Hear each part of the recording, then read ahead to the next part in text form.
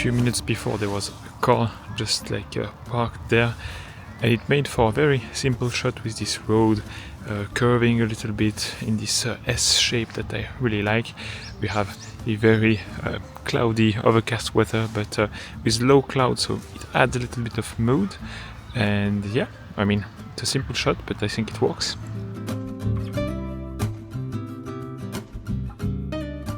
I forgot to bring my wireless mic, so here we are recording this on my iPhone with the voice memo. But yeah, in this week's video I wanted to talk about how becoming a dad and adapting to this new lifestyle, which is a lot more busy, with a lot more responsibility and obviously less time to dedicate to photography. I think it is changing me, of course, in so many aspects, because it is one of the most important steps in one's life. But it also shifts my mindset with photography and my work. I think I definitely have a more positive approach towards photography since then. And I think it's thanks to a few things, and two of those being pragmatism and being prepared. There's a series of very colorful houses like this one around here, and the roads are pretty narrow here, so I'm glad I brought my zoom lens, because here at 28mm it works well. If I brought my 35 it would have been a bit too tight, so yeah, I appreciate the versatility of a zoom lens today.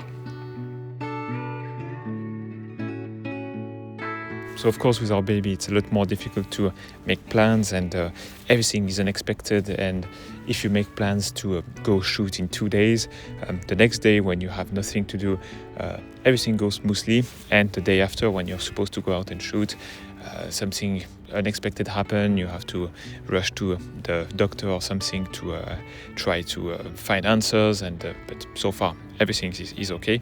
Obviously it's hard to make plans, so what you can do to counteract that is being prepared and being ready to go out and shoot whenever you can. When you have half a day or even a full day free suddenly, you just grab your bag and you go out to shoot. For that I have to give all the credit to James Popsis. In one of his recent videos he talked about his camera bag rule, which I've been trying to apply. The idea is to always have a bag ready with a camera with almost a full battery, with an SD card, and for me it also involves bringing some video stuff, wireless mic, which I forgot today, but yeah, I'm trying to implement that, having a camera bag always ready, and when I have time I can just grab it and go out to shoot. Then the other thing I wanted to talk about is being pragmatic.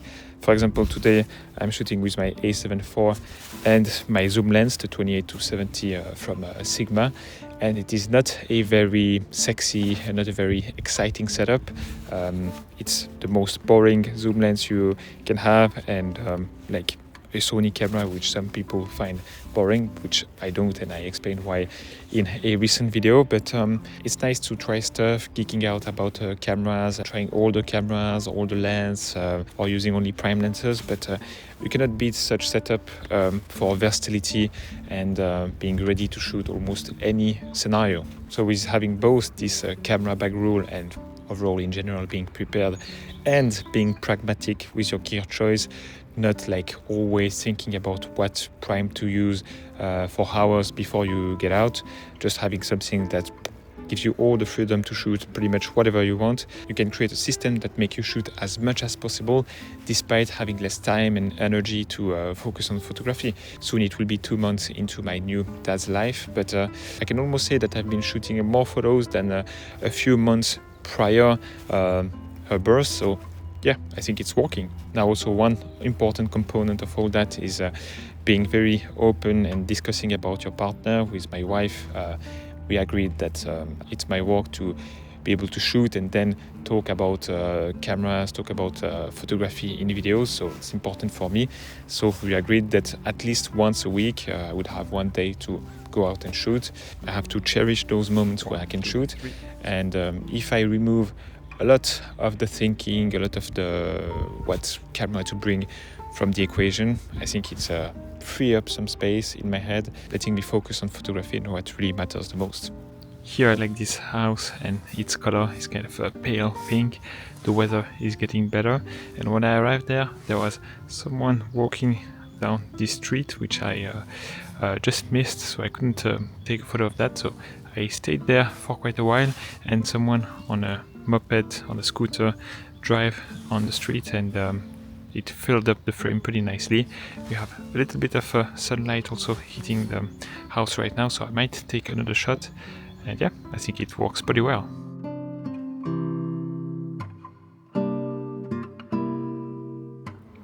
I always love these very colorful crates that fit bottles, and here what's interesting is that we have a stack here and a stack in the background, so we can use this as a foreground, which will be a bit more blurred, and focusing on the one on the background, which would add depth to the photo, and I think it would look pretty cool.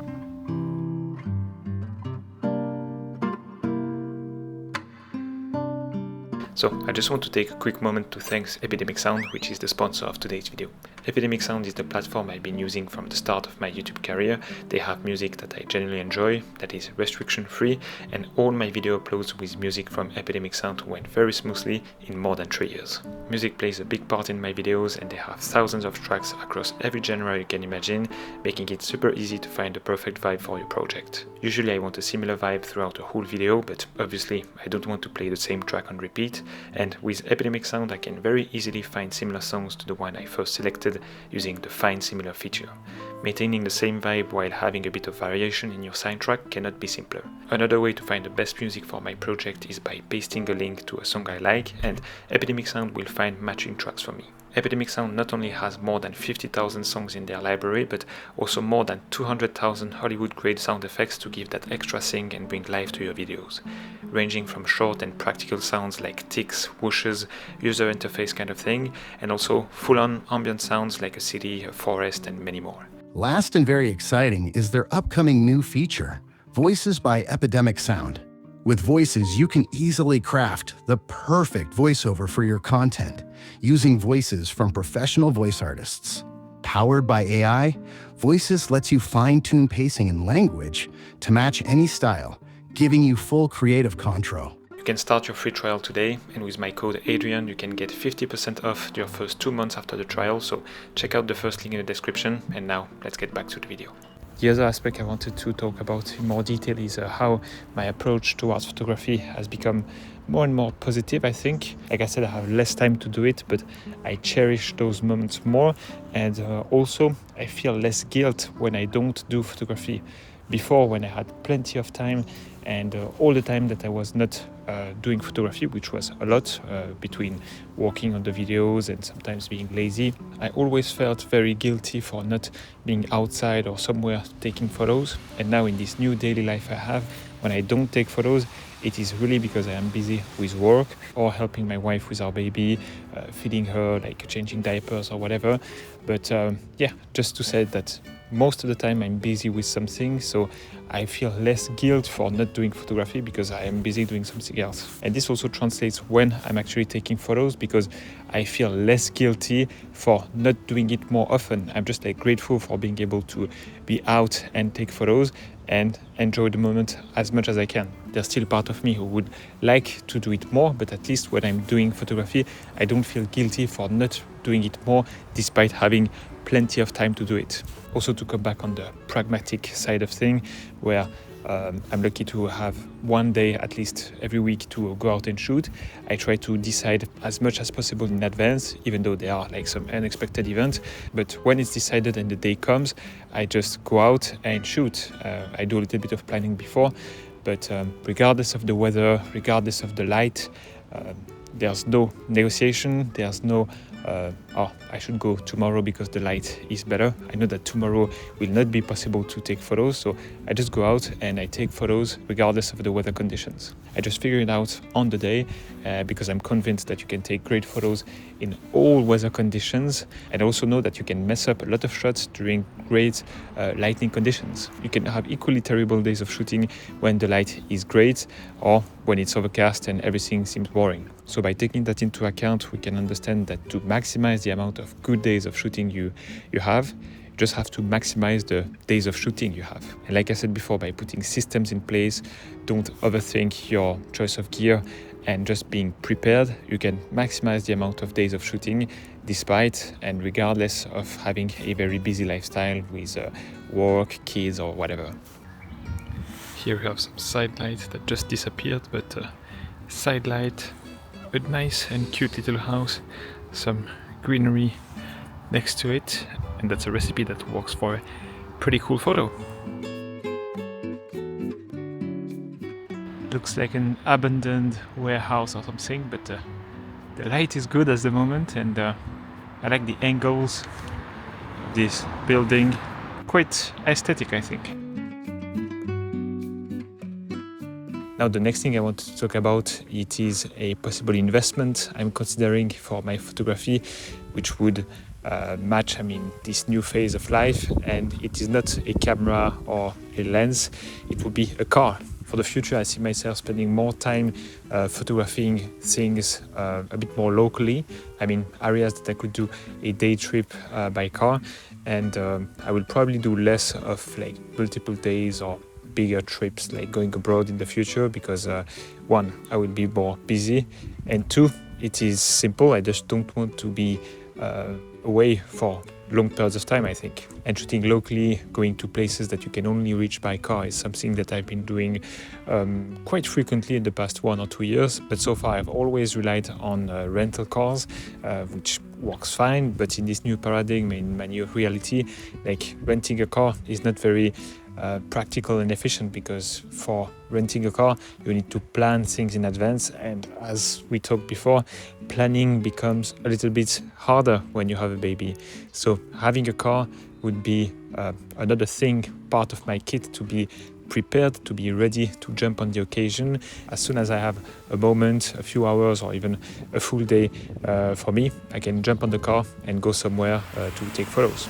I don't know from where you are watching my channel. Maybe if you are from the US, it's more obvious and it's more like common sense to have a car, but here we've been living in a city, so it's not very efficient and it's not very practical to own a car, not to mention that it costs some money, and you might end up not using the car a lot because you can walk or take the bus to basically all locations within the city. So not the best, but we are considering moving somewhere a little bit outside of the city, which would justify owning a car, and that would be, I think, a good solution going forward. I don't know what will be the result of this investment, but I'm pretty sure that it will be a good one. And sometimes, to take good photos, money is well spent on anything else but camera gear, because as soon as you have a decent kit, recent cameras from the past almost 10 years can deliver fantastic results. So what will bring you to good photo opportunities, good photo locations is, a trip somewhere, a car,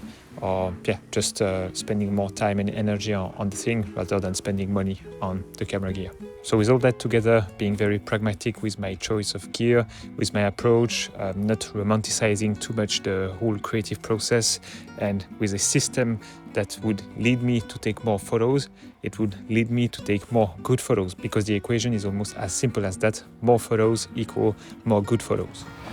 Like this house making the angle with a lot of cute little plants. The light is hitting also at the right spot, so let's grab the shot. 28mm, trying to clean up the edges, trying not to have those poles really being too close to the edge, rather being included and having little gap between that element and the edge, or completely exclude it.